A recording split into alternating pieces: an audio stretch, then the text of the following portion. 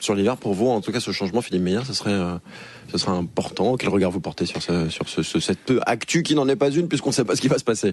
Bon, en ce qui concerne le foot, contrairement sur Ramadan, la seule fois où j'ai joué, c'est 5 minutes, puis j'ai mis un autogol. C'était à la journée sportive de l'école, donc je suis pas très bien placé pour en parler. Mais c'est vrai que c'est un peu un mauvais film de science-fiction, hein, quand je regarde ça un aspect non économique. Sur un aspect non économique et sur vous, le regard que vous portez en tant qu'islamologue sur aujourd'hui l'image que peut avoir les pays arabes et notamment cette partie du globe, Tariq Ramadan, toutes ces alors là on laisse peut-être de côté et on en a bien parlé et je pense que c'est très intéressant et vous avez bien fait de nouveau dire que c'est une caisse très importante de résonance, mais sur le plan footballistique, économique, vous avez l'impression que c'est un dégât d'image terrible pour le Qatar aujourd'hui, ce qui est en train de se passer? Tariq Ramadan. Oui et non, relativement, parce que je pense, franchement, je ne vois mal aujourd'hui qu'on change de pays. Je pense que c'est trop tard, la décision a été prise. Donc, d'un point de vue de l'image du Qatar pendant ces dernières années a été de plus en plus mauvaise. C'était pas le cas il y a 3-4 ans. L'image était meilleure. Je pense que c'est en particulier cette dernière année, et dans le monde arabe d'ailleurs, et en Occident, la situation a changé. C'est un allié des États-Unis et de l'Occident. La situation a changé. À partir de ce moment-là, avec tout ce qui est en train de se passer, effectivement, l'image est de plus en plus mauvaise. Mais ce qu'il faut savoir, c'est que pour les politiques, pour les agents économiques, les conséquences d'un changement sur la façon dont le Qatar réagirait sont énormes. Donc je ne vois pas qu'on aille vers ce scénario-là. Par contre, aujourd'hui, par rapport à l'image, vous savez, il faut aussi dire une autre chose, c'est qu'il y a un certain nombre de personnes qui ne voyaient pas que ça puisse se passer aussi dans un pays arabe et tout ceci. Bon, je suis pas sûr que c'est le meilleur pays arabe qu'on ait choisi en l'occurrence, c'était le plus riche. Vous auriez préféré l'Égypte, hein?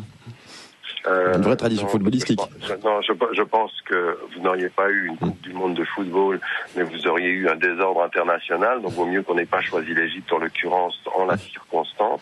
Mais je pense de ce point de vue-là que aujourd'hui, il faut pas laisser non plus traverser dans ce flot de critiques des propos qui sont de l'ordre du proche racisme et proche en même temps de la critique beaucoup plus générale de l'islam, des musulmans, des arabes.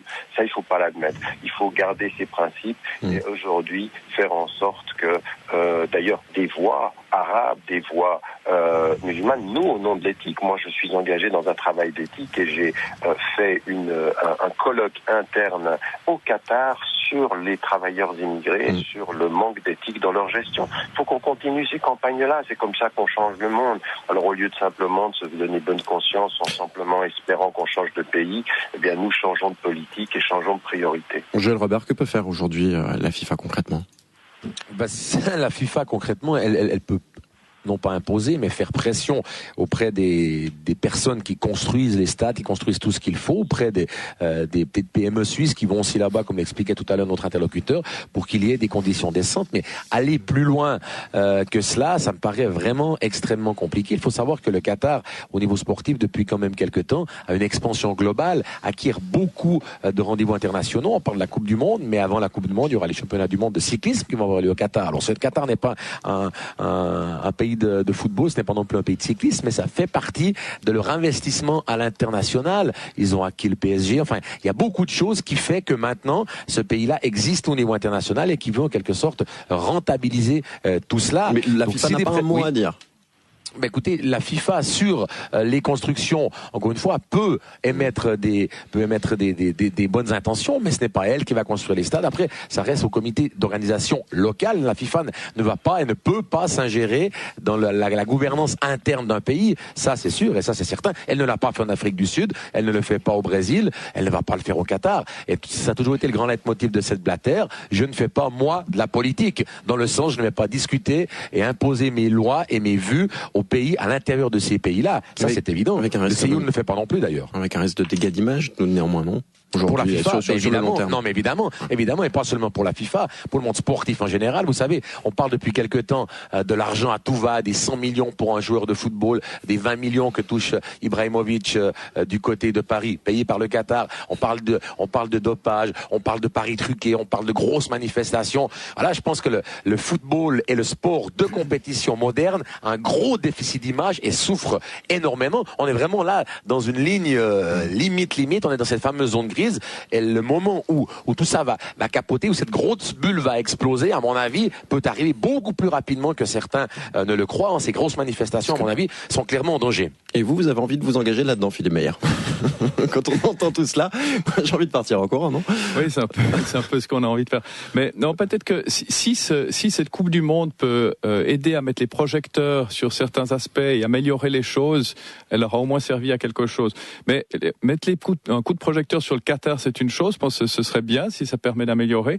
Mais je pense qu'on peut aussi mettre un coup de projecteur sur les pays d'origine de ces travailleurs immigrés qui ont aussi d'énormes problèmes. Je pense au Népal, je pense au Bangladesh, où là aussi on va au Népal, il y a des guérillas marxistes et autres, où il y a des politiques économiques catastrophiques, ce qui fait que ces gens, ils n'arrivent pas à s'épanouir dans leur pays et doivent émigrer et ils se font prendre au piège comme ils se font prendre au piège au Qatar. Et quand vous dites on, c'est qui, là en l'occurrence, Philippe Meyer? Pas l'opinion publique en général. C'est suffisant. Que le dégât d'image, il est important parce que un pays qui veut avoir sa place au niveau mondial, comme le Qatar, qui essaie de se mettre en avant, un petit pays mais qui essaie de jouer dans la cour des grands, l'image, c'est un rôle très important. Je prends l'exemple de la Chine avec l'aspect écologique. C'est vrai qu'il y a une dizaine d'années, on ne parlait pas du tout d'écologie en Chine. Aujourd'hui, on voit que pour le gouvernement chinois, c'est très important d'intégrer l'aspect écologique dans le développement économique parce que ça va avec. Ça, vous pensez que c'est une organisation comme les Jeux olympiques de Pékin qui ont amené ce type de réflexion, ou bien c'est juste Je pense que c'est l'intégration dans l'économie mondiale de ces pays qui font qu'on améliore les choses. La pire, c'est de faire du boycott, c'est de les ignorer, de les laisser de côté, et de donner un ton moraliste. Ou donner un ton moraliste. Le mieux, c'est d'intégrer les choses, de montrer nos pratiques, de montrer qu'à long terme, ils sont gagnants aussi avec ces pratiques-là. Et au moins, avec ça, on aura quand même gagné quelque chose à la fin. En tout cas, Joël Robert, vous avez parlé tout à l'heure du rôle central du comité d'organisation qatari. Apparemment, l'heure n'est pas vraiment à la remise en question. Du côté de ce comité, on a pu lire hier l'interview d'Hassan Al-Tawadi, le secrétaire général de ce comité chargé d'organiser la Coupe au Qatar. Il était interrogé par l'AFP.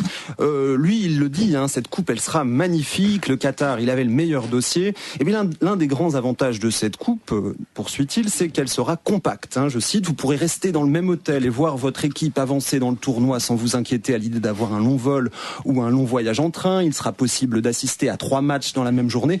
Et puis en plus, nous avons des plages de sable fin, les eaux chaudes du Golfe, des musées, des restaurants de grand standing et des marchés typiques. Et oui, ne l'oublions pas, le Qatar, à défaut d'être champion de foot, est champion en matière de communication. Ce qu'il ne faut pas oublier, messieurs, c'est qu'il est aussi prévu qu'une ville de 200 000 personnes sorte de terre ou de sable pour accueillir justement tous ces visiteurs. 200 000 personnes. Pour qu'ils puissent se rendre. 200 000 personnes, une ville sortie de nulle part. Puis une dernière chose, si vous permettez, Nicolas Escao, il y a un aspect qu'on peut juste évoquer en quelques secondes, c'est que le possible déplacement en hiver, en novembre, en décembre, serait très bien accueilli par les sponsors, très bien accueilli par les télévisions. Pourquoi ? Parce qu'à cette époque-là, c'est prouvé que les spots publicitaires se vendent plus, que les gens en novembre et en décembre ont peut-être beaucoup plus de temps, beaucoup plus présents pour regarder des matchs de foot. Donc le report en hiver ne serait pas forcément... il y a certaines personnes qui ne seraient pas forcément opposées à ce report-là, et ce sont les gens qui tiennent les cordons de la bourse. L'aspect financier ne serait pas forcément reclus à